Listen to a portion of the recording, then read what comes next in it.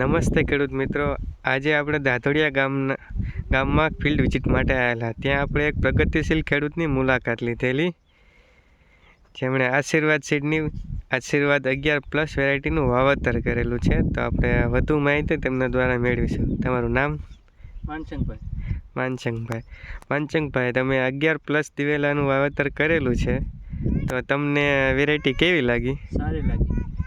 તમે જણાવશો તમને શું શું આમાં સારું લાગ્યું?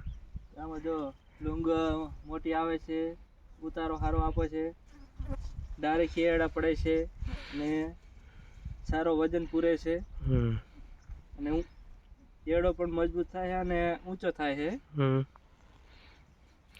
આ વેરાયટી સારી છે, અમુક વાવા જોગી છે. ડાળીઓ થડથી જ પડે છે? હા, થડને જ ડાળીઓ પડે છે. તો તમે વધુ ખેડૂતને આ વેરાયટી વિશે ભલામણ કરો ખરા? ખેડૂતને હું એટલું જ કહેવા માંગુ છું કે આશીર્વાદ 11 વાવો ને સારું ઉત્પાદન મેળવો. થેન્ક યુ, આભાર તમારો. જોઈ શકો છો મિત્રો કે બધા છોડવામાં તમને લોંગોનું પ્રમાણ ભચક જોવા મળે છે.